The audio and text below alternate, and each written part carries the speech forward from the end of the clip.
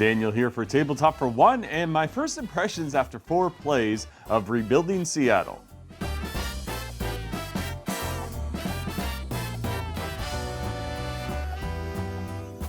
And I thank you for joining me tonight. Now, Rebuilding Seattle is designed by Quinn Brander and published by WizKids. It's a Euro-style tile placement game where you're trying to rebuild Seattle after the Great Fire in the late 1800s. And so the first thing I want to talk about is the production quality. Now, the production quality of Rebuilding Seattle is pretty decent. The tiles are of good thickness. The graphic design and presentation of the board and icons and everything looks really good. Some of the typeface is a little bit on the small side, as well as some of the icons. And so it may be difficult to differentiate those sometimes. But overall, it's pretty good. I do appreciate the fact that on the player boards, you have the tracks where the tracks are cut out and you're able to move the cube along that. And so if you bump the table, it's not going to change anything.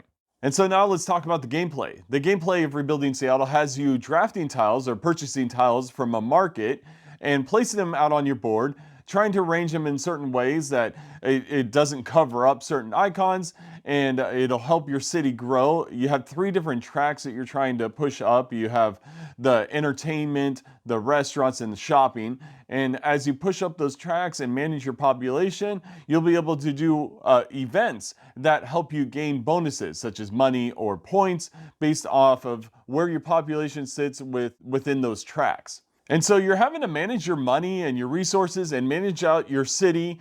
Sometimes you have to build extra parts to your city, so it allows more grid placement. Then you're also having to time the events. Now, for the solo mode, there's an AI that blocks you. See, you have this deck of cards that consists of one of each of the events, as well as cards that remove cards from the market.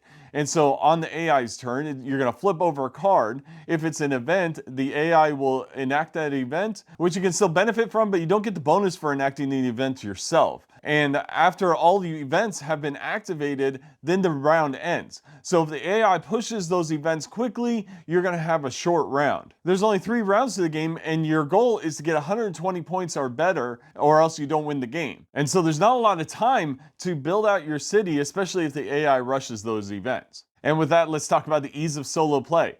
Now, this game is fairly easy to learn. There's not a lot of rules. The actions are fairly straightforward. A lot of times you're just going to be building buildings. And so when you build a building, you choose one from the market or one of the pre-printed ones on the board if there's no card there. You buy that building, you grab the tile, and you place it in your area. Now, of course, you're going to want to pay attention to what type of building you build, and you want to have certain adjacency bonuses. You also want to build buildings that correspond with the landmarks for the game. The AI is super simple to run. There's only 2 types of cards. There's the event cards, and then there's the cards that remove cards from the row, and it tells you exactly which card it's looking for. And so you don't even have to make a decision for the AI. It's very straightforward. And on top of that, if the AI can't do its action, you just draw a new card and you keep going until it can do its action for the turn. And with that in mind, let's talk about the replayability. If it's so easy to learn, will there be enough to replay it? And there's a good amount of replayability here.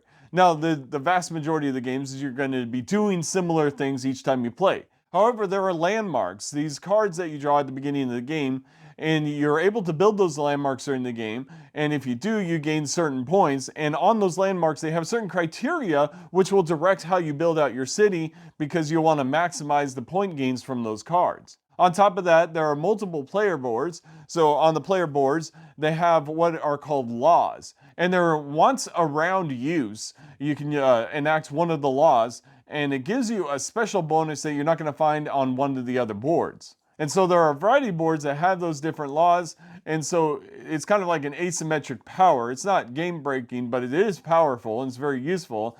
And it does provide a different experience because you may build around the idea of using one of those laws. Now, the unfortunate thing is they didn't print it on the other side. And so they could have reversed the graphics and printed more boards on the other side, giving you more replayability. But I think there's like 7 or 8 in the box, so there's quite a few to do. And if you played each of them twice, that's 16 plays that you get out of this game. But that all depends on whether you like the gameplay loop. And I do. I like tile laying games. I like that gameplay loop of building out the city, trying to tactically maximize my turns, doing the best I can. The events themselves provide an interesting experience where you're pushing your luck. You know, as you see the events events ticked down by the AI. You may want to activate those yourself so you get the bonuses, but then you see some cards on the board that you may want more than that, and you're worried about the AI getting rid of those cards or activating those events. So there's some good push and pull there, and it provides an interesting and challenging experience.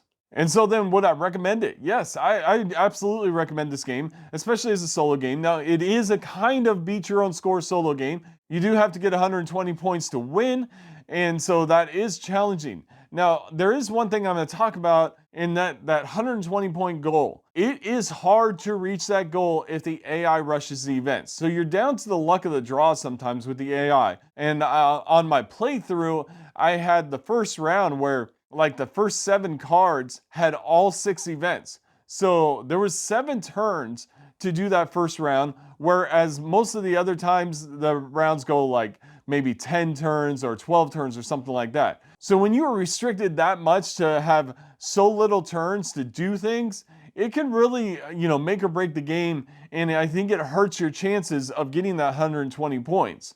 So it can kind of feel unfair sometimes if those events come up quickly. I think the game is challenging enough to get that 120 points that you don't need the AI to tick down all the events. So I do wonder if there should have been a different way to do the AI deck. Maybe that it didn't have as many events, or maybe that you shuffled 3 of the events in half the deck and then 3 events in the other half of the deck and stack those together. I think that may be a better option. It may still result in shorter turns, but I don't think it'll be so unfair that if you draw events so quickly that it just rushes the game too quickly for you to actually do anything. Nevertheless, the tile drafting, the card play, the city building, the tableau building, all of that is very much a fun experience. And so there you have it. That was my first impressions after 4 plays of Rebuilding Seattle by Quinn Brander and WizKids.